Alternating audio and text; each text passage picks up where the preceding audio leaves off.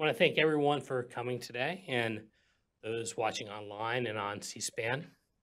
So 45 years ago, Congress passed the Endangered Species Act to help promote the conservation of species. When the federal government deems an animal or a plant is threatened or endangered with extinction, it is placed on a list known as the Endangered Species List. And then there are significant regulations that kick in to protect these listed species. Unfortunately, if we're just looking at the goal of the law to protect species, the law hasn't worked that well. Only about 3% of species have been recovered and delisted that were on the endangered species list. Senator John Barrasso provided an excellent summary of the law's record. Quote, as a doctor, if I admit 100 patients to the hospital and only 3 recover enough under my medical treatment to be discharged, I would deserve to lose my medical license, end quote. Congress needs to take action to better achieve the goals of the ESA. However, there are some things that the U.S. Fish and Wildlife Service, and the Fish and Wildlife Service is part of Interior, and NOAA Fisheries, which is part of Commerce, so both of those agencies can do a better job implementing the law on its own. And that includes promoting transparency and consistency in how the law is enforced. Better implementation of the law will mean better results for species protection. The Fish and Wildlife Service and NOAA Fisheries should therefore be commended for proposing rules to improve implementation of the ESA. And it's my honor today to introduce the Deputy Secretary of the U.S. Department of the Interior, David Bernhardt, who will be discussing this important work. President Trump nominated Mr. Bernhardt, David, for the Deputy Secretary position in April 2017, and the U.S. Senate confirmed him in July 2017. He was sworn in by Secretary Zinke on August 1st, 2017. As Deputy Secretary, Bernhardt is the second highest ranking official at the Interior Department, with statutory responsibilities as the Chief Operating Officer of an agency of more than 70,000 employees and an annual budget of approximately $12 billion. Bernhardt is an avid hunter and angler and recently served on the Board of Game and Inland Fisheries for the Commonwealth of Virginia. He has in-depth experience in legal matters concerning active regulations and rulemakings, with years of legal experience in both the government and the private sector. His expertise ranges from the Endangered Species Act to outer continental leases, from mining royalties to Indian affairs. From 2001 to 2009, he held several positions within the Department of Interior, including serving as solicitor. In that capacity, he led the International Boundary Commission between the United States and Canada and was responsible, along with his Canadian counterpart, for maintaining the 5,525-mile international boundary between the two nations. Prior to that, he served then Secretary Norton as a Deputy Solicitor, Deputy Chief of Staff, and Counselor to the Secretary, and as Director of Congressional Legislative Affairs and Counsel to the Secretary. Please join me in welcoming the Deputy Secretary of the Interior, David Bernhardt.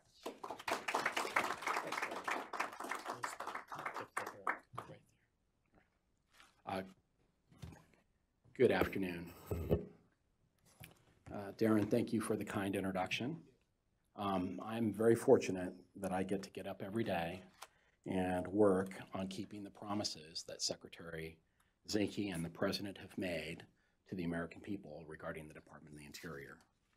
And for those of you that are not familiar with the department, its various agencies are tasked with managing about 1 in every 5 acres of land in the United States, along with responsibilities for the Outer Continental Shelf and even our U.S. territories and possessions. Our various bureaus are very diverse. The National Park Service has hundreds of millions of visitors every year, while our Bureau of Reclamation delivers water to millions of people throughout the West every day.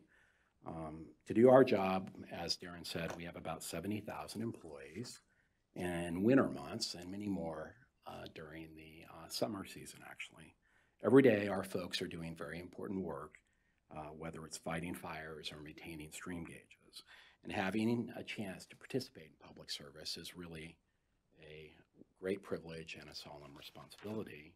It's a particular privilege to work for a president who is unwilling to accept mediocre outcomes merely because they're supported by conventional wisdom, and instead sets clear goals and challenges for us at the department to achieve our objectives. From my perspective, empowering people to think outside of the box is what leadership is about. Enabling people to strive for better outcomes for the American people is also what leadership's about. And the president has these qualities, and so does Ryan Zinke. Secretary Zinke is a decisive leader who listens to information, makes a decision, and then simply expects us to carry out that decision. Those of us in agencies like Interior have each taken an oath to well and faithfully execute our duties under the law and the Constitution. And in addition, as political appointees, we are charged with the reality that to the extent that we have discretion under the law, we carry out the promises that the president made to the American people. And that focus is required because under our constitutional system, the president's objectives actually represent the will of the people. And that means that Interior, our goals are focused on the president's goals. And the secretary is working hard, for example, to achieve a park improvement infrastructure legislation initiative because the president and he are focused on striving to have a conservation agenda that's second only to Theodore Roosevelt. Likewise, the secretary is working to reorganize the Department of the Interior so that we are better focused on achieving the objectives of the American people and delivering more responsibility and accountability to the folks in our land, at our front lines. Last month, we reduced our regional boundaries, our internal regional management system from 49 regions to 12 unified regions for most of our bureaus. Now, in addition, at Interior, we're continuing our effort to find common sense solutions and improvements to our regulatory and permitting regimes. The president was incredibly clear, both as a candidate and initially after office through the issuance of executive orders, of specific reforms he hoped to see at Interior. He was very specific and he was very detailed on Interior's responsibilities, and we have been actively engaged in the deregulatory front. We are intent on maintaining our environmental standards, but we are equally intent on leaving a reliable, efficient, and defensible regulatory regime in place that better serves the American people than what we found when we walked into the department. And I'm confident we'll be able to do this. It is in this regard that I was asked to visit with you today about the administration of the Endangered Species Act and provide my personal perspective. Now, as was stated, we jointly proposed regulations with the Department of Interior and Commerce regarding certain sections of the Act. Our proposal focuses primarily on two sections, Section 4 and Section 7. Section 4 primarily deals with listing and delisting of species, as well as the designation of critical habitat.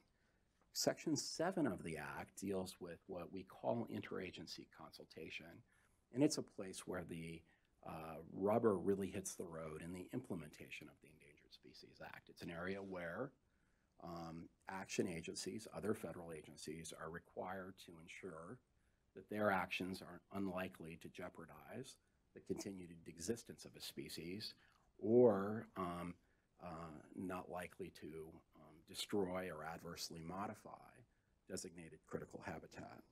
And both of these areas are areas that were ripe for review. Now, because I believe anyone who actually takes the time to attend a discussion on implementing the Endangered Species Act already has a pretty good sense of what our regulations do, I thought it would be most useful to you today to share with you my perspective of trying to find outcomes on executive agency decisions rather than simply going through the regulations that you can already read. on our website.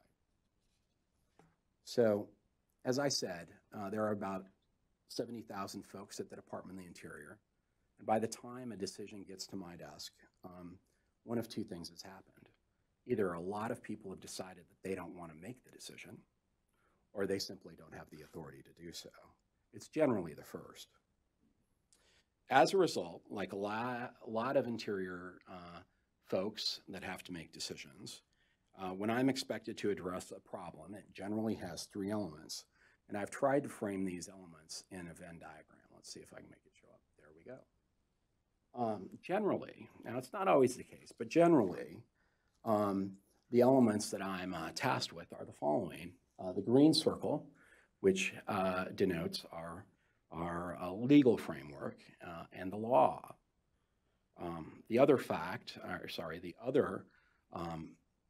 element that really tends to matter to us are facts or data, and that's depicted in the yellow circle. And then, in reality, in many instances, we have an element of decision space, and that is the ground upon which we can exercise some degree of discretion, and I've framed that under the red circle. Now, like I said, some questions involve all three elements. There is occasionally simply a purely legal question that it only is in law, or purely a factual question that simply is would be in the yellow element, or maybe it's something that's simply a policy policy question that we can address that really impacts neither law or facts. But generally, we're working on all three buckets. And since you're all interested in the application of the Endangered Species Act, what I thought I would do with you, and we'll see if this works, is I would try to apply these three concepts and how they interrelate to one of the more important questions a secretary has to make in terms of the application of the Endangered Species Act, and that is determining whether a species is an endangered species or a threatened species. Now that decision of whether something is an endangered species or a threatened species is driven by statute. So as a result, we probably should start with the statute itself. Now this is section 4A of the statute, and this is really where the rubber hits the road for the determination of whether something is or is not a listed species. And as you can see up there, the statute is clear about what we're supposed to do. We're supposed to, by regulation, determine whether something is an endangered species or an endangered species because of any of the 5 factors. The use of any, as you can imagine, means that we don't need to have a species meet more than one factor. It's any. Now, beyond that, Congress did not precisely say how we should make the determination, other than we should make our determination by regulation. Now, later, they did provide a little detail on that. But in addition to this, other parts of the statute are parts where Congress has told us what data or particular data or facts that we should use to make those listing decisions. And these are in statute, and this is another section of the statute. And as you can see from this, the yellow, I think it's yellow, highlights that we are supposed to make our decision on listing or delisting solely on the basis of the best scientific and commercial data available to the Secretary. Now, they also ask us to do some other things, and I put those in orange because they're a little bit factual, and they're also a little bit red if we were to go back to our Venn diagram. Now, all of that is pretty straightforward, it seems like, except for the fact that Congress also defined the terms endangered species and threatened species and even species. Now, what I've done here is just pulled up one definition, the definition of threatened species. And the reason I put it up here is Congress, in using the terms species, threatened species, and endangered species, didn't precisely use the terms of art the biologists used. Instead, they came up with their own definitions, and that's why I've highlighted them in green. And each of those definitions has some of its own issues. And here for the definition of threatened species, when I say issues, here's what I mean. Since they're not purely biological terms, when they made this decision, they used terms that I've identified in red, like the word likely to become an endangered species within the foreseeable future throughout all of a significant portion of its range. Now, why did I highlight those in red? The reason I highlighted those in red is each of those terms has a degree of ambiguity associated with it. And it is that ambiguity, or the gaps that Congress left, that has led to most or many of the controversies and cases surrounding listing designations for a good amount of time. And that is because it is in those areas where something is sort of red that agencies must use the most care to ensure that their interpretations are well-grounded in the law and actually in the facts. As a matter of fact, the Obama administration defined the word significant during their administration. And just, I think, 2 weeks ago, on August 24th, a district court threw out their legal interpretation and said it was an impermissible reading of the statute. And it is those areas, where these terms are, that we end up having a degree of controversy. And the reason I say that is because here's what I want you to recognize. Back to this Venn diagram, when federal administrators stray too far into the red, when they ignore the green, that's problematic. That's where we end up with courts explaining to us that we haven't followed the law, where we seek purely to apply our policy outcome, or we conversely simply rely on the facts and ignore the law. That also is an area where we have impermissibly engaged. And so what this was designed to do, this Venn diagram, is a simple way to say that when I think of how we should apply the Endangered Species Act and how we should properly implement it, I say we need to stay as close as possible in the orange. We have to be true to the facts, we have to be true to the law, and we have to use policy views that are grounded in the context of what the Act says. Now, what's interesting about the law is in many instances it doesn't explain a lot about the how.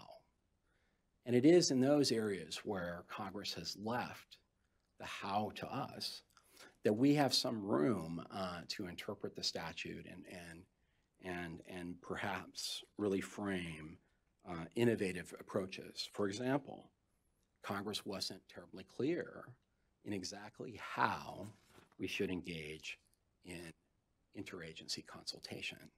They told us that we need to provide assistance to the agencies and consult with them. They didn't spend a lot of detail on how. That's an area where we can look at and see how can we do better.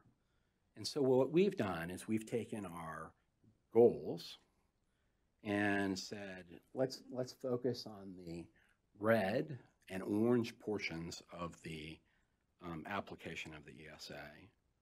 Take 40 years of experiences with the Act, think outside the box, put a team of ESA experts together, and try to develop parameters that stay within the orange.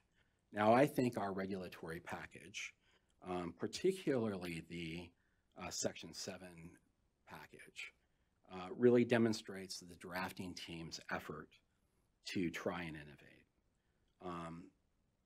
I think they looked at how might we analyze effects better. Are there alternative methods of consultation that merit consideration? And they even, came up with questions like, should we even apply consultation efforts to certain agencies? These are interesting questions, and I think we'll see lots of comments. As I was preparing for the discussion today, I went to the website and looked, and it looked like so far we have about 11,500 plus comments on our Section 7 package. And that is good. The more comments we get, the better record we'll have. Hopefully, the more outside of thinking we'll get from folks, the better understanding we'll have not only of our ideas, but of their ideas. And from my perspective, the goal at the end of the day is to walk out and be ensured that we are operating as close to the orange as possible. Now, I know that many of you are aware that the public comment period for these rules closes around September 24th, and I hope everybody does their best to get their comments in before them, because I believe that better implementation will benefit both the species and the people that live near them, as well as all of us who can have unnecessary resources better focused on conservation than on unnecessary burdens. And with that, I'll turn it back to you.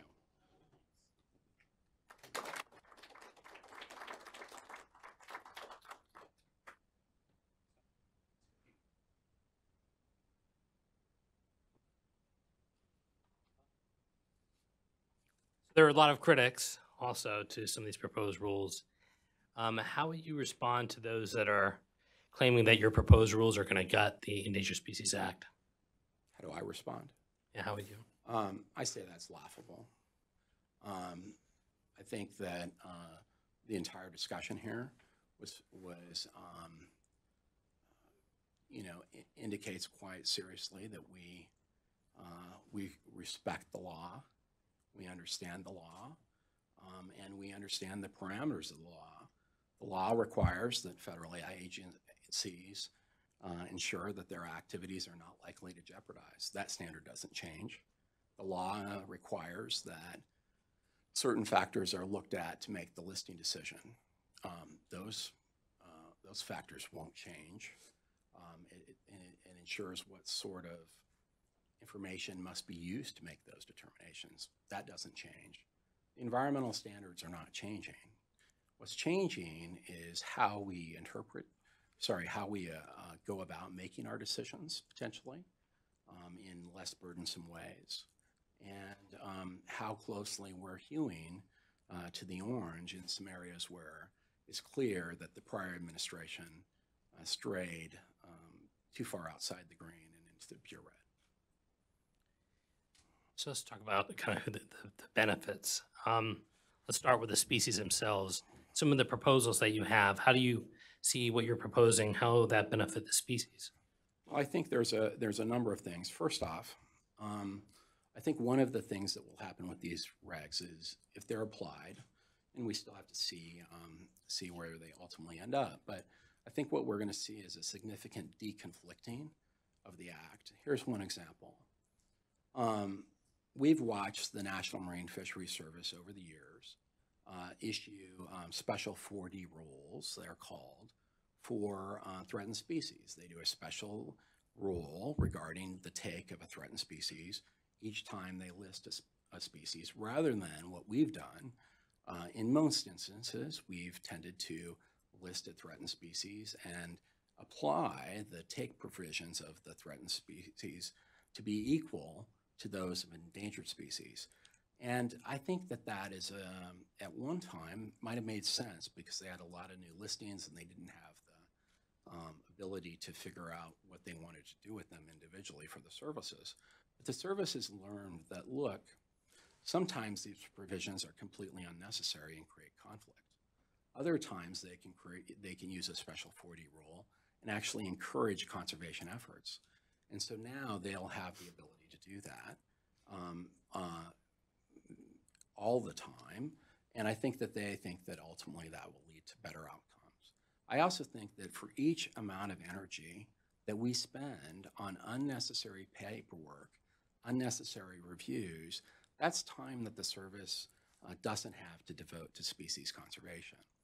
And I think that they're very pleased with the provisions that are very innovative in minimizing consultations, the time that they take by allowing them to incorporate documents by reference. Those types of mechanical things all mean that the resources we have in the service can be better focused on species without giving up any of the environmental requirements that we currently have. Okay, in addition to the species, but how about, like, the ESA is unfortunately infamous for having an impact on property owners. There's kind of an antagonistic relationship between property owners and federal government oftentimes. How would the proposed rules anyway, address some of these issues for property owners and help families, communities? Sure. So for people, I mean, here's the first view I have, and that is that number one, we need to hone true to the law. So just like the concept of significant was found to be impermissible, it's my belief that the agencies, the prior administration's view, the designation of unoccupied critical habitat, designating critical habitat that was not occupied by the species presently, may never have even had the features essential to conservation, and may never will. Designating that before designating occupied habitat as critical, created conflict. And I also think that it was an effort to achieve a policy objective that they had, a legitimate policy objective, but that effort hewed way too far into the red and outside the green. Our proposal moves that back into the orange. And I think what I'm hopeful of is that we will have these regulations as they're implemented.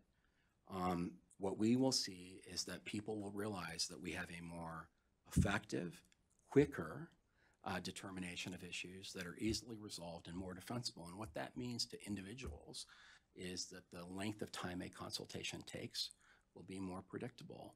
The length of time of questioning what burdens need to be applied will be more predictable and more certain. And that's, I think, what we create here: certainty, efficiency, and hopefully more defensible decisions that lead to less conflict. And that's our goal for people. One of the things I mentioned earlier was the transparency, promoting the transparency of the implementation of the statute. How do these rules address transparency, do they? Well, I think that we're going to see, one of the things we did is for both of these rule packages, we went out and said, all right, these are our ideas. You give us any ideas you want. And that's the first time in a long time that both Section 7 of the Act and its entire reg portion and Section 4 have both been opened together. So I fully expect that in the comment periods, we're going to get some ideas about transparency. Now, the service would say, and by and large, it's their view that they are pretty transparent now. There is some disagreement about that, and I think we'll see what people promote out for us to see and respond to. And I'm hoping that we get comments about that going into the 24th of September.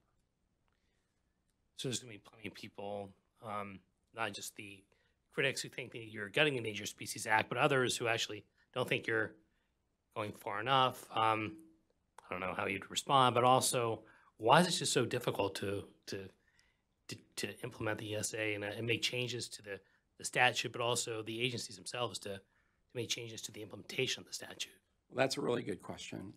Our Section 7 regulations have been in place since 1986, so that's a while. There's probably some of you that weren't even born in 1986 in the room. And those of us that were have long stories about those decades. But here's what I'd say about that. First, people are passionate about the Endangered Species Act, and that's a good thing. The goals of the ESA are good. I think that a society that says we need to be interested in preserving wildlife is really a good thing for society. My sense on why it's hard, I mean, I don't have to focus on legislation, so I don't have to really answer why, what you would need to do to get 60 votes. That's hard. But I can tell you what it's like at the Department of the Interior to work on these issues. And here's what I would say, and I won't use these regs as an example.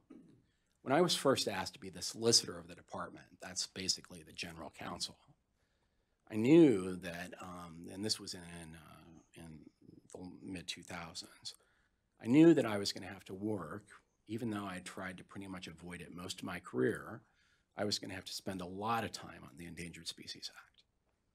And I was a little nervous because I knew that there were a lot of lawyers in the solicitor's office that had spent their entire careers not only on the act, but just on little subsections of that act. And they were going to be very prepared.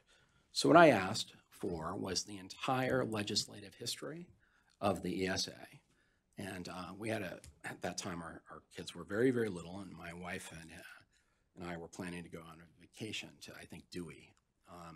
Great place to go with small kids, right? So we went to Dewey, and I said, look, I'm not leaving the house the entire week and a half. And she was like, what are you doing? I said, well, I'm reading I'm going to study the entire legislative history of the ESA. And I spent my time doing that.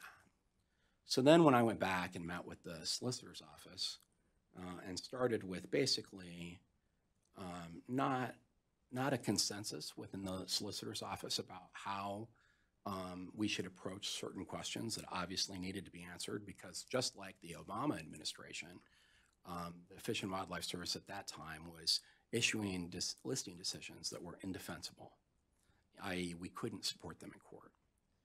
And so, the lawyers in the solicitor's office were divided on different issues, and we sat down with them and worked through those issues. I challenged the lawyers to think about the respective views of their colleagues. They put in the time, and I put in the time, and it was a big effort. It was such a big effort that when I got ready to finally issue an opinion on this, one of the lawyers came up who had been leading the team, and he said, hey, there's a process in the solicitor's office where lawyers can say, hey, we worked on this opinion, and you put a little paragraph in your opinion. I said, yeah, I know that, but no one wants to be on this opinion. I mean, goodness gracious, it's going to be controversial. And he said, well, I think people do. And I said, well, that's awkward because I can't ask them or it looks coercive. So we thought about it, and I said, look, if they really want their name on it, they can go tell my secretary, but they need to know it's not like my former office holiday party, which was viewed as discretionary, but like if you didn't show up, you weren't getting your bonus for that year. So, I said, look, it's really, really, really discretionary, and they all did that. They all put their name on it. It was great. So fast forward a year or two, and I'm out in the private sector, and I was asked to do a panel like this, and there was a wildlife advocate who got up and completely blasted this opinion that was years old. And so I got up, and I basically didn't know how to react to that because, look, I wasn't the department's lawyer anymore. People are free to say what they want. So I told the story I just told you about them wanting to be part of it. And as I got ready to leave, an Obama administration official came over and grabbed me. And the official said to me, hey, I want you to know that I've heard that story somewhere else. And I said, no, you haven't, because I haven't ever told it somewhere else. And he said, well, that's not true. The people at the department told me that story when I started looking into what we ought to do with your opinions. And I thought that that was interesting. And so the lesson of that long story is, here's what I think. I think that we're tasked, agency officials are tasked with trying to do the best job they can. What that requires is that we do the heavy lifting to prepare, force folks to come to the table, work with us, and make the best decisions we can and put them out for public review and let the chips fall where they may. And as long as we do that, I think we'll be okay. Thanks. Let's take some questions from the audience. And if you have a question, just raise your hand and state your name and affiliation and ask a question, not a comment.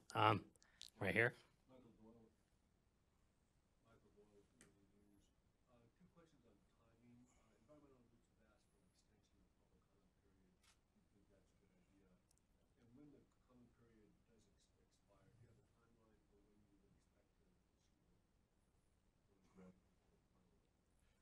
So the comment period timeline is the comment period timeline unless it expands. So right now I would say it's the 24th of September, and that's what people should be aware of. In terms of the timing of a decision or a finalization of a package, I think that really depends on the comments. And these were joint rules. At least 2 of the rule packages are joint, and then the 40 rules just ours. And we'll have to see what we get and how substantive the comments are and what they mean. I mean, some may be things that we didn't contemplate in the rules at all. We specifically asked some questions in the preamble that are different than what were included in the reg text, and we'll have input on that. So I think we'll look at the comments and we'll decide. Now, as a matter of practice, from my perspective, our job is to get our work done in a fairly expeditious manner. So I would be optimistic that we would move forward at a pretty good clip, assuming that we can look at the comments and figure out how we want to, once we decide how to proceed. Anybody else? We've got a question right there. Jonathan Wood with the Pacific Legal Foundation, the Property Environment Research Center. You mentioned some of the conservation benefits of 4D reform, which in the proposed rule is only prospective.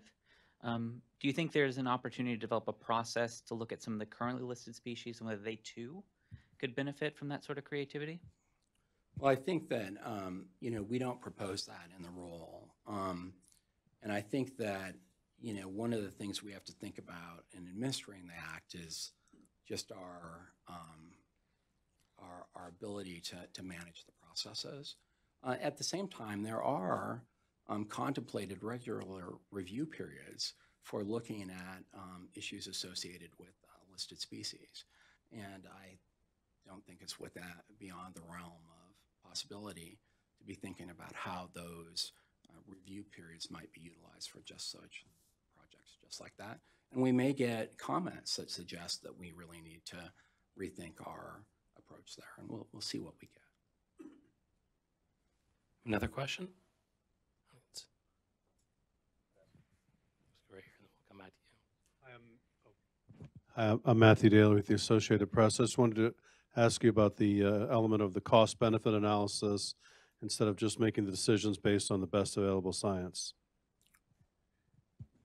Well, the essay is interesting in that and there's lots of, my wife says none of it's interesting, by the way, so that's probably, it's all your perspective. But here's the reality.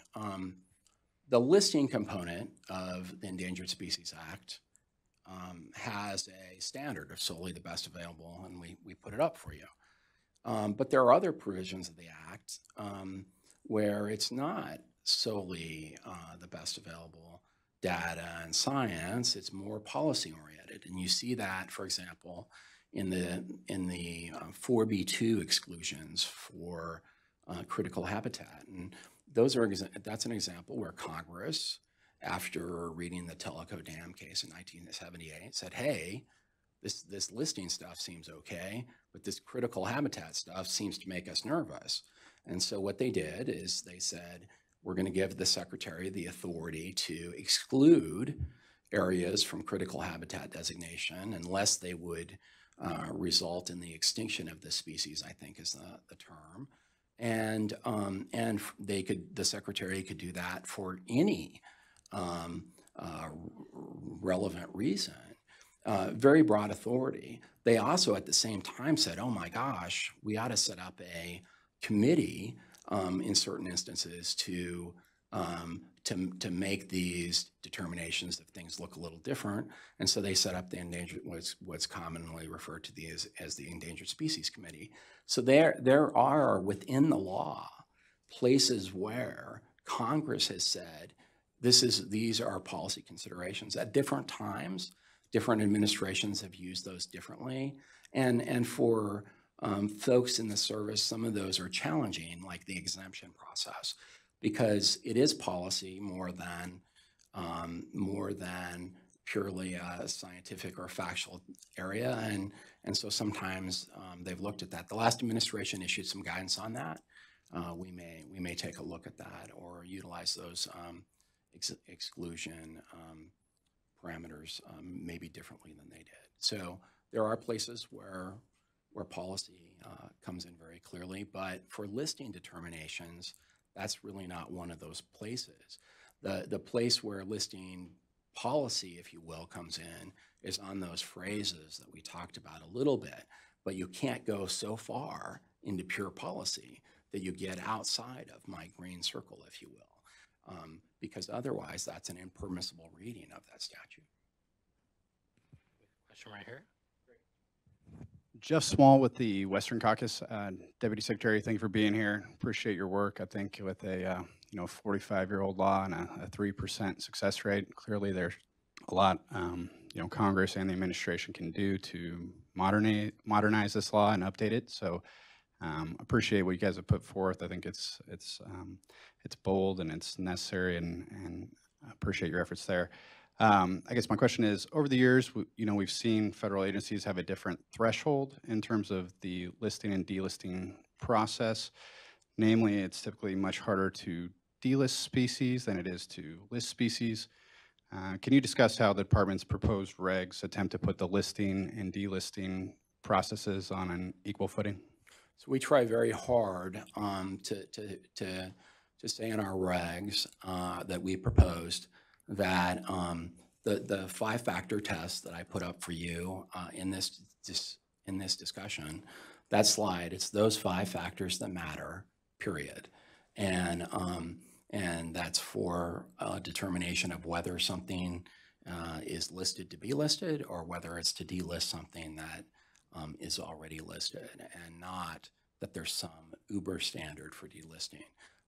And we think that hones very close to what Congress has already said about the matter. Hi, I'm Brian Seychelles, consultant. But back to this issue of listing determinations, because I think there's been a lot of confusion in the media coverage, because a lot of the media coverage makes it sound as if these sort of economic analysis is going then to be part of the listing determination. My understanding is that the economic analysis will be there, separate, published, but then the listing determination will still be based on the best scientific and commercial data. So I think there's been, some real kind of confusion. Is that your understanding? I wonder if you might be able to clarify. Well, first off, as a point of fact, you're absolutely correct that all listing decisions will be made solely on the basis of the statutory requirement plus the 5-factor analysis. That's it. Whether it's confusion or obfuscation or deliberate misinterpretation, I'm not here to judge the motivations of those that have tried to say what is not accurate. What they point to is the existing regs have a provision that say without reference to, I believe, is the terminology. And at the end of the day, whether or not the economic impacts are referred to at all seems to me to be not highly irrelevant. The question is whether or not we applied the appropriate standards, which are the best available scientific and commercial data, and whether we applied it to the 5 standards. And so you're absolutely right. There is nothing that says the listing decisions themselves will be made in accordance with impacts as a determinant. It can't happen. We don't have the authority to do that. If anybody wants to do that, they can work with Congress to figure that one out. I should point out in the Clean Air Act, in setting the National Ambient Air Quality Standards, EPA is not supposed to consider costs, but they develop the cost-benefit analysis, make that transparent and public. And it's important for the public to see what the costs and the benefits are.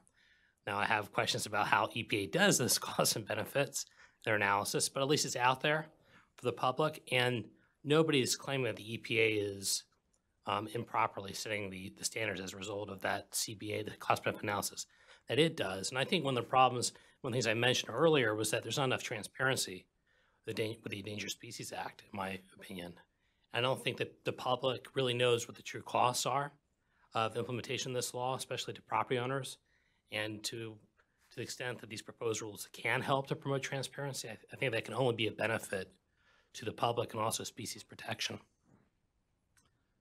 Well, there's a very subtle point too that's not, I mean, people don't see a lot, and that is a time that these economic impacts often come up are with the designation of critical habitat. But if you were to look at the court's rationale on some of those, and even, frankly, some of my own opinions on the matter, what you'd see is that a number of the costs that people are excited about are costs that are really attributable, in many people's opinion, to the listing. So the reality is there is a cost associated with listing. You don't need to say it's a determinative factor or a factor at all in your determination. But what you're saying is it's not a free choice by society. And that I think is a reality that everybody can agree on. We had a question right here. Alan Kowski from Bloomberg. When you mentioned unoccupied habitat, I think the law contemplates that if the existing habitat just isn't enough for the species survival, then unoccupied habitat can be designated. Could you talk a little bit about that? And if you're inclined to talk about a certain frog that's in the Supreme Court these days, feel free. Well, I'm not going to take you up on that one. The reality is that for all but a few years of practice with the Endangered Species Act, it's been commonly understood that you focus first on the areas where the species actually exist in designating critical habitat before you jump to and ask yourself whether those are sufficient before you jump to the question of designating unoccupied critical habitat, particularly unoccupied critical habitat that doesn't even have the features that the species needs to exist within that area. And that was a policy choice of the prior administration, and we have, in our proposal, said we're going back to the longstanding interpretation and application of the law. Another question? There. Here. Michael Doyle, how much internal resistance from NOAA Fisheries or Fish and Wildlife Service have you experienced as a result of these proposals? That I'm aware of? Incredibly, I mean, well, I'm going to say none, because here's what we did.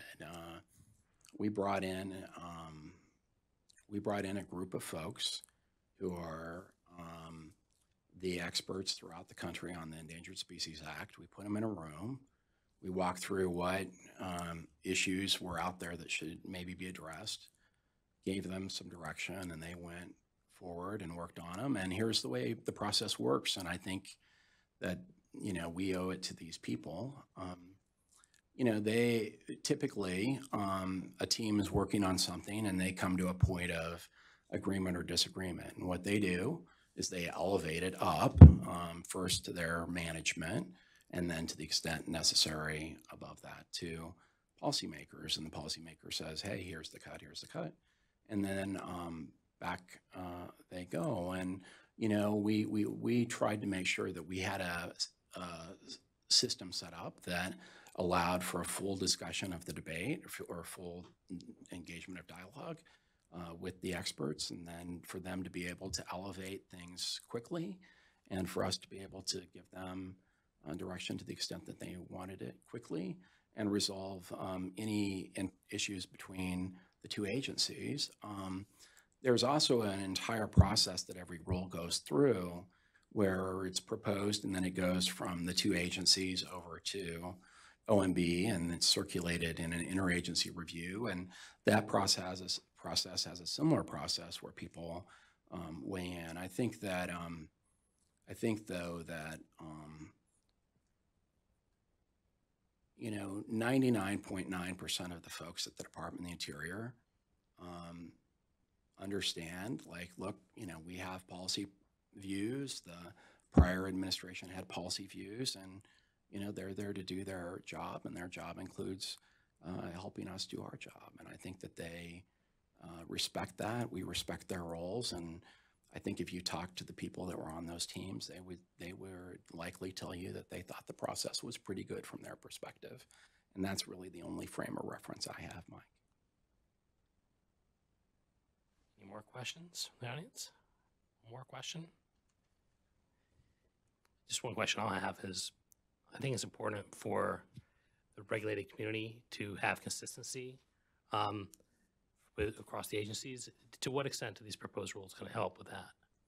Well, that is one thing I think we'll see a lot of comment about. I am very interested to see the comment from other agencies and see how other agencies perceive these regs, because in many ways, the services have leaned forward to try and incorporate their material by reference, make things better. But who knows, your perspective depends on where you stand.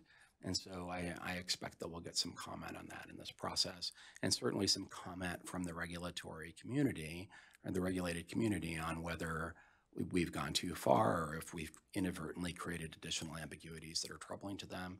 We'll hear those concerns, just like we hear concerns and comments from the environmental advocate community, and we look forward to hearing them all.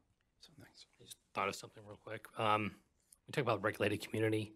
I mean, I think the reality is under the ESA, some people may not think of themselves as regulated community under the statute, and then find out, oh, wait, I am. Do you have any thoughts on that? I mean, it really can impact almost anyone. Right. So that's one of the realities of the act is, and everybody wants to sort of avoid this issue in some ways, but here's a reality of the act. The Congress has said, look, we need to make this a priority, these issues a priority, but the true costs of the act are often borne by folks that just happened to be in a particular geographical area where a particular species exists. And, those costs, the cost to them can be significant, to their property, to their life. And those costs aren't completely socialized throughout society. We don't remunerate people for those costs. And that is really one of the areas of the act that, perhaps wasn't perfectly sanded when they passed it, is those costs aren't borne by society. They're borne by the folks that live there. And that does mean that they are carrying a burden that we're all theoretically benefiting from. All right, one final question right here. Yeah, RJ. RJ Smith with CEI. Assuming that these new programs of efficiency and transparency and so on really don't do that much to help species recover or end all the conflict, I mean, are there people who would really like to go back and see things sort of reopened and a fresh look at this? Who realize, because there are lots of scholars who have argued that it's the completely compulsory nature of the act, the thing you were just talking about, with the burden all falling on landowners, particularly those landowners. The guys who are the best stewards are usually the guys who pay the most. They're the guys who are shut down. And the perverse incentives in the act causing these problems where landowners have incentives to sterilize their land, to harvest their trees on an earlier plantation, to replant in different kinds of trees that species won't use. All of these vast problems, if we could eventually find a way to move towards away from a compulsory system to an incentive-based voluntary system, it would certainly help resolve almost all those problems.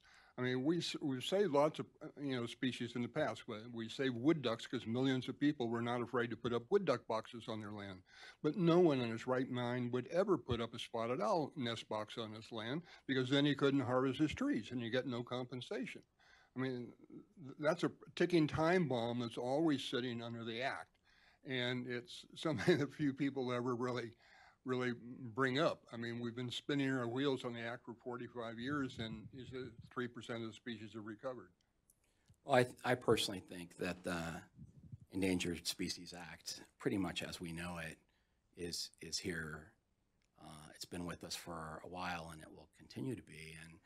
And the goals of the act, I think, are good goals. Do I think that there are areas that could be sanded and refined and improved? The answer is sure, and we're happy to work with Congress on that.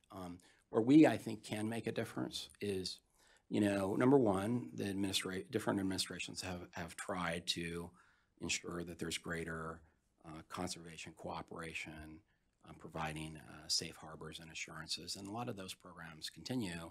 I do think our proposal on the 4D rule helps with that significantly. It could create a real incentive for species that may be threatened, but we want to encourage particular conservation outcomes. And I see that as like a real and meaningful initiative.